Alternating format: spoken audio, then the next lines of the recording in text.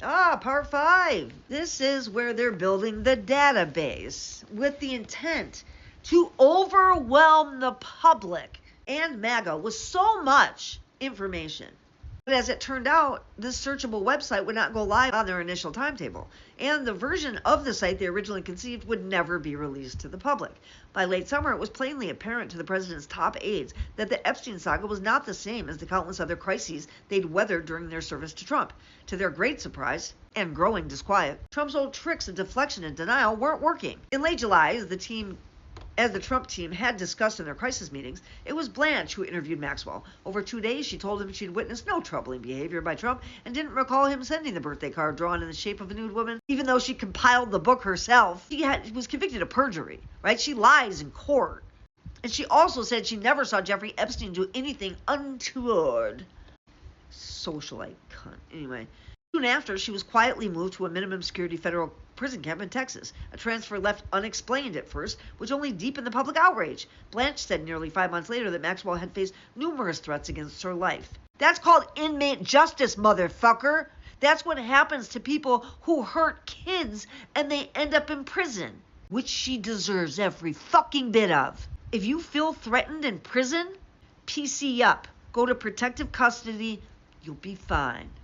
You don't get moved to a camp with like 20 years left on your sentence. It's ridiculous. And it's against BOP policy. As the calls for transparency grew louder, the top ranks of the Trump admin spent even more time in the bunker. By now, the Situation Room itself had become inseparable from the crisis, a guarded space where Trump's inner circle worked to steer the president around a scandal that would soon taint or consume careers at the highest levels of business, science, and politics. On August 13th, Trump's team met again in the secure complex at 6 p.m. for 2 hours to refine the Epstein defense strategy. Again, the group included Wiles, Bondi, Blanche, Patel, Blair, Budowich, Chung, and Levitt. Vance phoned in from Britain, on his constant vacations. The vice president once again pushed to release as much of the Epstein files as possible, and with an eye on the public messaging, he proposed that he should be the one to appear on Rogan's influential podcast.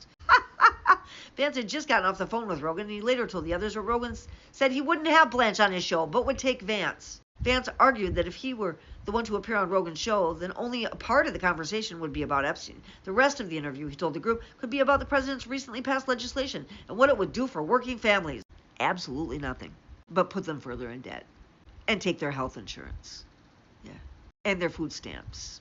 So he was going to go on Joe Rogan and lie. But the larger conversation before them was how to handle the crisis and the public relations risks for the administration. The challenge would be any embarrassing or damaging allegations about the president, even if they were unsubstantiated. If everything was publicly available on the website they had planned, it could include all kinds of potentially humiliating material. Well, it's too bad. He shouldn't have been such a humiliating character. Suddenly, one of the officials in the Situation Room raised the subject of a disturbing but uncorroborated accusation against Trump that had come to light in the unsealed filings from 2015 defamation case brought by Virginia Giuffre against Maxwell, which had been settled 2 years later. The secondhand accusation alleged a specific type of schmexual abuse was the perfect example of something that would show up on the public website and put the spotlight on Trump, whether it was true or not.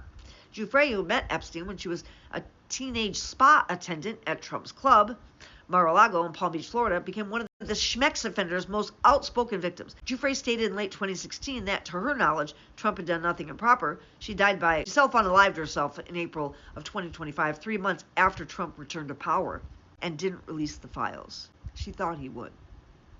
The old Giuffre case file included emails sent to a journalist by another Epstein victim, Sarah Ransom, who later sued Epstein and Maxwell. Epstein had also settled the case. In the emails, Ransom claimed that she knew a girl in Epstein's schmex trafficking ring named Jen, who said that she had Trump. Ransom also claimed that Jen had told her that he had a predilection for, and that he had aggressively flicked and sucked on her. Anyway, Ransom wrote that she had seen evidence when she shared a bathroom with Jen. They looked incredibly painful. They were red and swollen. I remember wincing when I looked at them. Ransom's credibility was not uncomplicated. She had made another claim that she possessed video footage of prominent men with young girls in Epstein's entourage. She later retracted the claim, saying that she feared for herself and her family if she proceeded, which doesn't mean it wasn't true. It just means she was receiving threats that she was afraid of. But after a federal judge ordered the unsealing of some of the Giuffre case files in 2023, the document that connected Trump to the claim about abused nipples was among the material that came out. It was an unconfirmed allegation and had not been made publicly, but the disclosure led to some articles that were quickly lost in the swirl of election year news. Some of Trump's advisors in the sit room had never heard of the nipple claim, who had seemed to have only a passing familiarity with it. Many in the room thought it was just all discredited nonsense, but it might not matter. So the ransom emails could get new attention. So this is out there. They were saying this is out there. I mean, it's even if it's not true. Blanche argued that, well, she retracted stuff, so nobody will believe her anyway. The vice president said that he thought the president would be okay with releasing of the nipple-related documents. I read this part in my first video, and Susie Wiles quickly said he would, in fact, not be okay with that.